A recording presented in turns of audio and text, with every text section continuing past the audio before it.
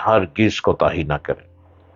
اپنی کامیابی پر کبھی قناعت نہ کریں، بلکہ اسے پہلا قدم سمجھیں۔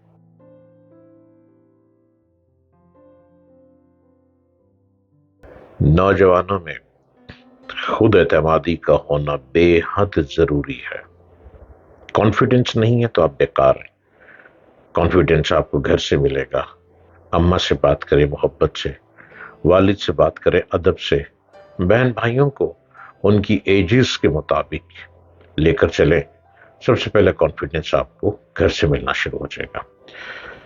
نوجوان کا کانفیڈنس بہت ضروری ہے، کیونکہ اس کی بدولت کامیابی کا حصول ممکن ہے۔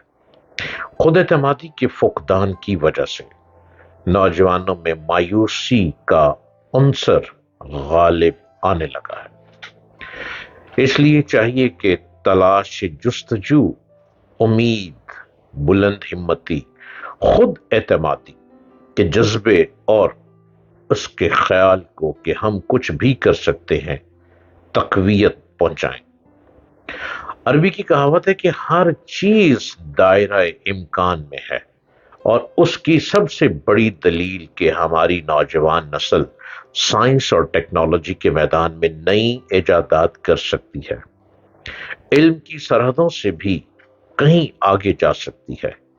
نوجوان اپنے حصول علم کی راہ میں اپنی علمی توانائیاں بڑھانے کے سلسلے میں ہرگز کوتاہی نہ کریں۔ اپنی کامیابی پر کبھی قناعت نہ کریں، بلکہ اسے پہلا قدم سمجھیں۔ در حقیقت نوجوان کوہ پیما کی مانند ہوتے ہیں، جنہیں چوٹی پر پہنچ جانے تک آگے ہی بڑھنا ہوتا ہے۔ اس لیے ان کی نظریں ہمیشہ چوٹی پر لگی رہنی چاہیے، کیونکہ اسی محنت جد و جہد کے بدلے کامیابی کی منازل طے ہوتی ہیں۔ ہماری تنزلی اور زوال کی سب سے بڑی وجہ جھوٹ ہے، اور جھوٹ منافقت کی خاص علامت ہے۔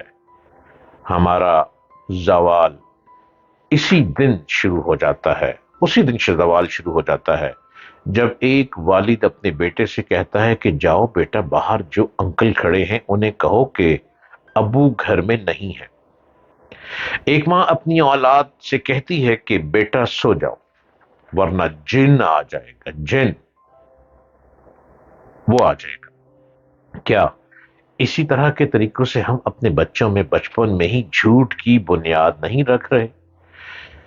اس طرح کے ماحول میں پلے بچے جھوٹ بولنے میں کوئی آڑ نہیں سمجھتے، اور پھر بڑے سے بڑا جھوٹ بولنے سے بھی نہیں گھبراتے۔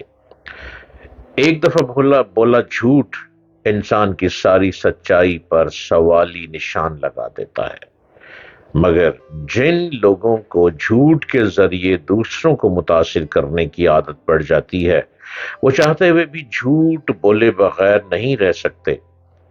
ہمیں چاہیے کہ ہم اپنے گھروں میں سچ کی فضا کو عام کریں، تاکہ جھوٹ جنم ہی نہ لے سکے۔ اللہ تعالیٰ سے دعا ہے کہ وہ ہم سب کو جھوٹ جیسی برائی سے بچنے کی توفیق دے۔ اس میں کوئی شک نہیں کہ ہمارا ملک پسماندگی اور غربت کا شکار ہے۔ حکومت اپنی طرف سے فلاح و بہبود کی کوششیں کرتی ہے، مگر مطلوبہ نتائج حاصل نہیں ہو پاتے۔ ان پڑھ لوگ تو ایک طرف، پڑھے لکھے لوگ بھی اپنی قابلیت کے مطابق مہارت کا مظاہرہ نہیں کر پاتے۔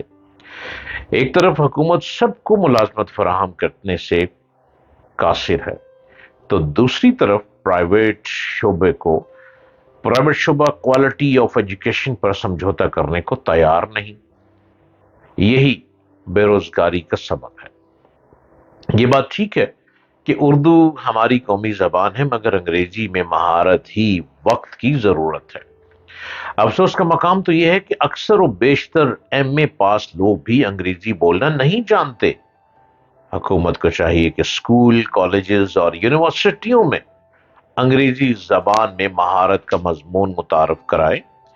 اس طرح نہ صرف نوجوانوں میں برسر روزگار ہونے کے لیے اعتماد پیدا ہوگا، بلکہ وہ اکیڈمیوں کی فیسوں سے بھی بچ جائیں گے۔ غربت ایک بہت تکلیف دہ چیز ہے، لیکن اگر اس میں سماجی ناانصافی بھی شامل ہو جائے تو یہ ناقابل برداشت ہو جاتی ہے اور دل سوز کہانیوں کو جنم دیتی ہے۔